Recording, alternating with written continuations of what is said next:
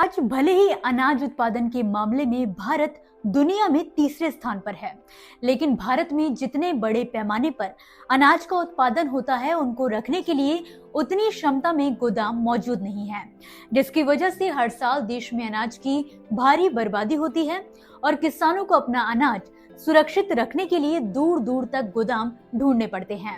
किसानों की इस परेशानी को ध्यान में रखते हुए सरकार अब एक नया प्रोजेक्ट लाने की योजना बना रही है, जिसके तहत अब किसान नहीं बल्कि खुद गोदाम उनके पास जाएगा। सरकार के इस नए प्रोजेक्ट से किसानों को न केवल भंडारण की सुविधा मिल सकेगी, बल्कि उनकी फसल भी बर्बाद होने से बच पाएगी। अब क्या है ये प्रोजेक्ट, कैसे काम करेगा और देश में अब तक कहां-कहां शुरू किया गया है, इसके बारे में खुद सहकारिता राज्य मंत्री मुरलीधर मोहल ने संसद में जानकारी दी है। तो चलिए आपको भी सुनाते हैं कि उन्होंने इस योजना के बारे में क्या बताया। हमारे देश के किसानों के मेहनत से हम दुनिया में कृषि उत्पादन में तीसरे स्थान पर हैं, लेकिन देश में अनाज की उत्पादन की तुलना में स्टोरेज की क्षमता लगभग 166 मिलियन मीट्रिक टन कम है और देश के हर प्रदेश में ऐसी ही कुछ परिस्थिति है। इसकी वजह से अनाज का वेस्टेज, ट्रांसपोर्ट कॉस्ट की बढ़ोतरी है और अंत में देश के किसानों का ही नुकसान हो जाता है। और इसी के लिए ये बात ध्यान में रखते हुए माननीय प्रधानमंत्री नरेंद्र मोदी जी के मार्गदर्शन में माननीय अमित भाई के नेतृत्व में आज इस स्टोरेज के लिए, अनाज स्टोरेज के लिए दुनिया की सबसे बड़ी अन्न भंडारण योजना पर हमारे मंत्रालय ने, भारत सरकार ने काम शुरू किया। और उसके तहत किसानों के, इससे पहले था कि किसानों को गोडाउन ढूंढने पड़ता था, ट्रांसपोर्ट की कॉस्ट थी, अनाज की सुरक्षा थी, ये सभी का इशू होता था। और अभी किसानों को गोदामों के पास नहीं तो गोदाम किसानों के पास आएगा। इस पर आधारित हमने एक योजना बनाई और उसके माध्यम से आज पूरे देश में हमने पायलट प्रोजेक्ट करके 11 राज्यों में 11 गोदामों का निर्माण किया है। आज हमारी सदस्य ने पूछा है कि इसके बारे में उत्तर प्रदेश में आज क्या स्थिति है। मैं आपके माध्यम से माननीय सदस्य को बताना चाहूंगा कि उत्तर प्रदेश भी कृषि उत्पादन में एक अग्रणी राज्य है। इसको ध्यान में रखते हुए हमारे मंत्रालय उत्तर प्रदेश में सहकारी समिति के माध्यम से अंडर भंडारण क्षमता बढ़ाने पे बल दे रही है। यानी कि ये योजना तो लाई है, लेकिन वो पैक्स के माध्यम से लाई है, तो पैक्स को और एक बिजनेस मिले, पैक्स आर्थिक दृष्टया उससे और मजबूत हो, इसके माध्यम से ये योजना बनाई गई है। इस योजना के पायलट प्रोजेक्ट के तहत जो 11 प्रोजेक्ट हमने बनाया है देश भर में, उसके तहत मिर्जापुर जिले में 1500 मीट्रिक टन के गोदाम का निर्माण किया जा चुका है और ये गोदाम एफसीआई द्वारा किराए पे लिया गया है।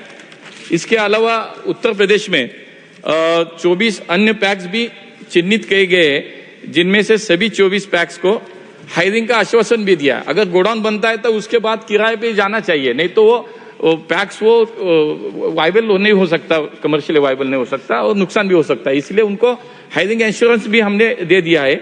इसमें से 10 पैक्स का लोन भी मंजूर हो चुका है और इसमें जल्द ही कार्य शुरू होगा। और एक्सपांशन के संदर्भ में सदस्य ने पूछा है कि इसकी एक्सपांशन की आगे की रणनीति क्या है, आगे का प्लान क्या है। तो माननीय सदस्य को मैं अवगत करना चाहता हूं कि एफसीआई हो, नाफेड हो, एनसीसीएफ हो, इनके द्वारा उत्तर प्रदेश में करीब 2.5 लाख मीट्रिक टन की जिलावार भंडारण की आज आवश्यकता भी साझा की गई है, जिसका प्लानिंग हमने किया है। इसके लिए राज्य सरकार को 2500 मीट्रिक टन क्षमता वाले गोदाम के आधार पर 96 उपयुक्त पैक्स की वहां पे पहचान भी की गई है कि उनके माध्यम से ये योजना आगे बढ़ाई जाए। माननीय सभापति महोदय, मैंने पहले ही कहा था कि अन्न भंडारण की जो जरूरत है वो किसानों के लिए क्यों है, हमारे पैक्स के माध्यम से उनका कार्य क्यों चलना चाहिए।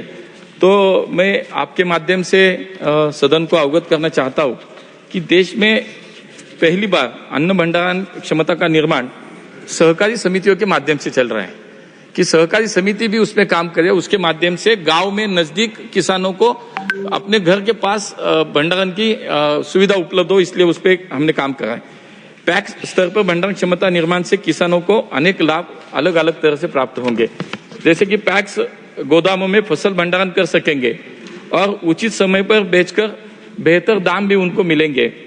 भंडारण के आधार पर किसानों को लोन भी उपलब्ध होगा और मजबूरी में कम दाम पर फसल की बिक्री करनी नहीं पड़ेगी, क्योंकि अगर भंडारण की सुविधा नहीं होती तो फसल भी उसका वो सुरक्षित नहीं रह सकता, वो खराब हो सकता है। इसलिए उसको जैसी भी जो कीमत मिले उस पे उसको बेचना पड़ता था।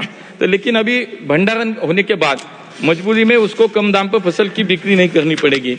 उसके बाद फिर पंचायत और गांव स्तर पर कृषि इनपुट और सेवाएं भी लोगों के लिए, किसानों के लिए उपलब्ध होगी। विविध कृषि गतिविधियों से अतिरिक्त इनकम के अवसर बढ़ेंगे।